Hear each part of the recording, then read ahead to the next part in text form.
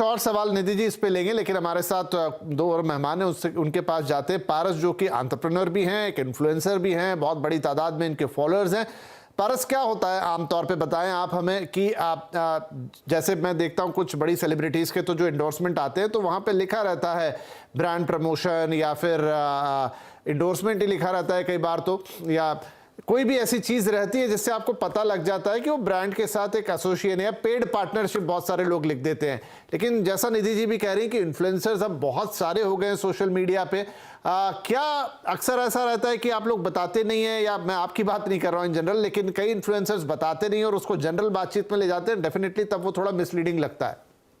Actually oddly enough influencers बड़ी खुशी से बताते हैं कि हमारा पोस्ट स्पॉन्सर्ड पोस्ट है। उसका एक रीजन होता है, जैसे कि इन्फ्लुएंसर बोलने लग जाते हैं कि मेरा पोस्ट स्पॉन्सर्ड है, एक्चुअली उनको स्ट्रीट क्रेड मिलता है। सो व्हाट्स हैपनिंग इज, जैसे ही आपके पोस्ट पे आपने 3-4 बार लिख दिया स्पॉन्सर्ड स्पॉन्सर्ड स्पॉन्सर्ड, आप बाकी ब्रांड्स को एक इंडिकेशन दे रहे हो कि मेरी सोशल मीडिया इतनी स्ट्रांग है that more people are coming to me. तो actually very often people get that wrong because लोग सोचते हैं कि as influencers we are trying to hide the sponsor tag. Actually उल्टा होता है। कई बार हमारे पास ब्रांड्स आएंगी and they will specifically say listen we have to do this integration but make sure ये ऑर्गेनिक लगे। Now that's where the trouble comes in, where most people don't realize it. अच्छा, जो दूसरी बात है, इतने सारे जो इन्फ्लुएंसर्स अच्छा, आप एक मिनट पारस, बीच में मैं आपको रोक रहा हूं। आपने कहा ऑर्गेनिक लगे, मतलब आपका कहना है कि ब्रांड्स ही कई बार डिमांड करते हैं कि ऐसा ना लगे कि आप मेरा एडवर्टाइजमेंट कर रहे हैं। Correct, because the moment you saying sponsored post, उनको पता है उन्होंने आपको सनस्क्रीन भेजा, आपने एक बार अपने फेस पे लगा दिया, आपकी फेस पे चमक, आपकी टैनिंग हुई नहीं, अब आप बोल रहे हो मैंने इसको सदियों से यूज किया है, वो तो चलेगा नहीं। So what will a brand do? Any intelligent brand will come and say hey listen, keep using this for a while, keep showing it for a while, but make it look organic. अब ये तो product की बात है, खासकर अगर मैं restaurant में जा रहा हूँ, बहुत सारी डील्स होती है जिसमें पैसे नहीं मिलता, it's a barter. Say I'm going to the Maldives, I'm going somewhere else, ये वो, उसमें क्या होता है, actually there's a lot of gray area because very often the client or the brand is coming out and say we don't want to make it look like a sponsored post। तो कई बार जब ऐसी चीजें आती हैं, इसकी दो problem ये है, we are business people, I run a company, a lot of people making these decisions are adults, but जो सबसे ज्यादा तादाद में जो influencers हैं वो तो 16, 17, 18, 19 साल के बच्चे हैं जिनको ये रूल्स पता भी नहीं चलते।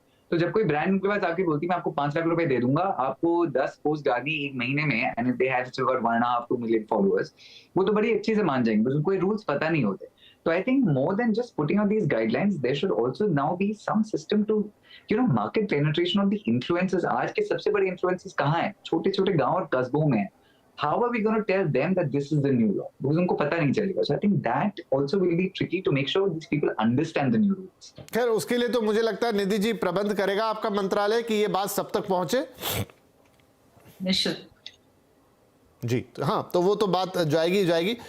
यहाँ पर एक सवाल और मेरे मन में आता है निधि जी कि ये आपने कहा कि 50 लाख रुपए तक इसमें जुर्माना लगेगा, तो उसे कैसे तय करेंगे? मतलब ये कोई एक फिक्स रकम है कि 50 लाख ही लग जाएगा या टिल 50 लाख, तो किस हिसाब से वो तय होगा? और दूसरा ये सवाल भी इसमें शामिल हो जाएगा कि गाइडलाइंस हैं, अगर ये गाइडलाइंस हैं तो सिर्फ ये नियम, मतलब इन्हें हम कहेंगे कि रूल्स नहीं है, लॉ नहीं है, तो वो डिफरेंशिएशन कैसे आएगा?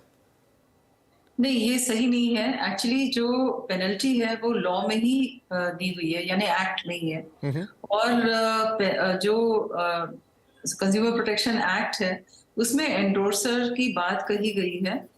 ये जो गाइडलाइंस है ये मुख्य रूप से इंडस्ट्री को बताने के लिए हैं कि न केवल इसमें सेलिब्रिटीज आ रहे हैं बल्कि इसमें सोशल मीडिया इन्फ्लुएंसर्स भी आ रहे हैं, और कल को वर्चुअल इन्फ्लुएंसर्स की भी जब उनकी भी प्रभुत्व बढ़ेगा तो वो भी रहेंगे। लेकिन जाहिर तौर पे इनको जो मैनेज करते हैं, जो इन्हें कंट्रोल करते हैं, वो सभी इस एक्ट की जो जवाबदेही है उसके अंतर्गत आएंगे। अब एक्ट में ये है कि अगर आपने कोई इसका उल्लंघन किया और पाया गया कि ये भ्रामक विज्ञापन है, तो ऐसे में आपको इनिशियली अप टू 10 लाख का फाइन देना पड़ सकता है। और ये फाइन भी जब हम लगाते हैं तो हम ये देखते हैं कि आपका जो क्षेत्र था प्रभाव का वो कितना बड़ा था, कितने लोगों को आपने इस तरह से गुमराह किया होगा। तो वो अप टू 10 लाख है, लेकिन रिपीट ऑफेंडर्स के लिए अप टू 50 लाख है। ओके, ठीक है, इस तरीके से जुर्माना 50 लाख तक जा रहा है। अब आपने कहा कि ऐसे लोग जो इन्हें मैनेज भी करते हैं, तो वैसे एक मेहमान हमारे यहाँ है, वायरल पेज के फाउंडर सुमित गुप्ता। सुमित, बात सही है कि थोड़ी जवाबदारी आप जैसी कंपनियों पर भी आती है?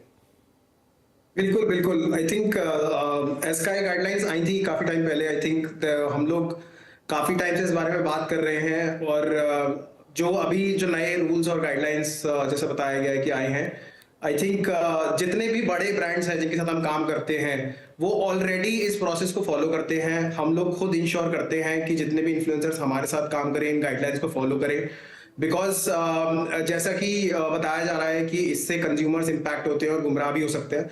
तो हम भी नहीं चाहते कि ये कोई ऐसा मीडियम बने जिससे कि गुमराह हो, और हम पूरी कोशिश करते हैं कि किसी भी तरीके से कोई भी कंज्यूमर गुमराह ना हो, और पूरी तरीके से इस बात को फॉलो करने की हम लोग कोशिश करते हैं अपनी तरफ से। नहीं तो क्या आज की तारीख में, जब तक कि गाइडलाइंस नहीं थी, कोई सिस्टम था जहां पर कोई डिस्क्लोजर होता हो कहाँ कि क्या हो रहा है एक पेड पार्टनरशिप के बीच में? क्या कोई सिस्टम एग्जिस्ट करता था?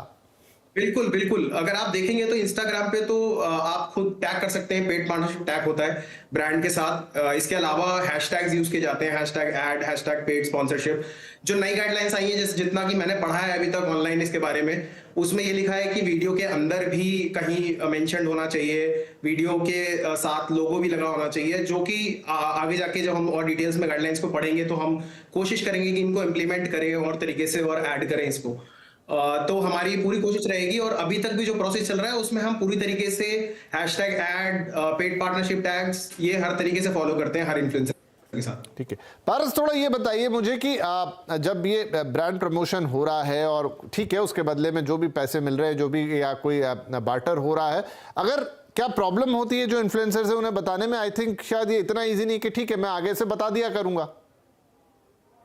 ऑलरेडी इन्फ्लुएंसर्स काफी बताते हैं। आई don't think really that's a problem yet, because like I said, influencers को बोस्टिंग और ब्रैगिंग में बड़ा मजा आता है। बिकॉज आप ये जो बोल रहे हैं कि यार नाइकी मुझे इतने पैसे दे रहा है that I am putting a sponsored post, और if Samsung is sending me a free phone, for all of us it's a matter of street care. तो एक्चुअली बहुत कम होता है कि इन्फ्लुएंसर्स नहीं बताएं। The only reason they may not be saying it is a brand comes and says इसको organic दिखाना है। So I don't think that's a problem. But जो एक जो दिक्कत है, आप इन्फ्लुएंसर तब बनते हैं, आप इन्फ्लुएंसर तब बनते हैं जब आपने 50 प्रोडक्ट के रिव्यू कर दिए, आपकी क्रेडिबिलिटी हो गई as a tech reviewer, as a beauty reviewer, फिर आपके पास ब्रांड आते हैं पैसा देने के लिए। ना उस मुकाम पे पहुंचने के लिए आपको पहले 50-60 इससे वीडियोस बनाने पड़ेंगे। जो मैंने ये क्रीम लगाई, मैंने बना दिया, उसका रिव्यू बना दिया, मुझे किसी ने पैसे नहीं दिए। मैंने वो वाला फाउंडेशन लगा दिया, मुझे किसी ने पैसे नहीं दिए, I am giving my opinion on it. Now to become an influencer जिसको पैसे मिले हैं, तब तक आप काफी ऐसे रिव्यूज करोगे, चीजें करोगे। Now my question then how does one company की आप खुद कर रहे हो, अपने आप से कर रहे हो, या कोई आपको पैसे दे रहा है? Because this is gonna be a thin line. Because काफी सारे यंग इन्फ्लुएंसर्स जो इन्फ्लुएंसर्स बनना चाहते हैं to get credibility as a tech influencer, food blogger, beauty influencer, पहले तो आप ऑलरेडी अपना लाइफस्टाइल प्रोडक्ट्स दिखाते रहेंगे before people take you money, right? Now that is gonna be one tricky area. जो दूसरा ट्रिक है मेरे लिए बड़ा प्रॉब्लमेटिक है। मेरी तो खुद की दो ब्रांड्स है, पारस के नुस्खे end of course tug muffin. Now my big लोचा वाज ऐसे ऐसा ना मैं अपनी ब्रांड्स के बारे में बात करूं, मुझे स्पॉन्सर पोस्ट डालना पड़े, बिकॉज़ वो तो मेरा नाम ही मेरे ब्रांड के अंदर है, right? So lot of these new things I think we have to learn, and I think that will be tricky. But अगर हमको समझ में आ गया so it's not very difficult to really follow, to be honest. ठीक है निधि जी, एक सवाल था भी मेरे मन में कि ठीक है, एक तो जो पारस बता रहे हैं कि 10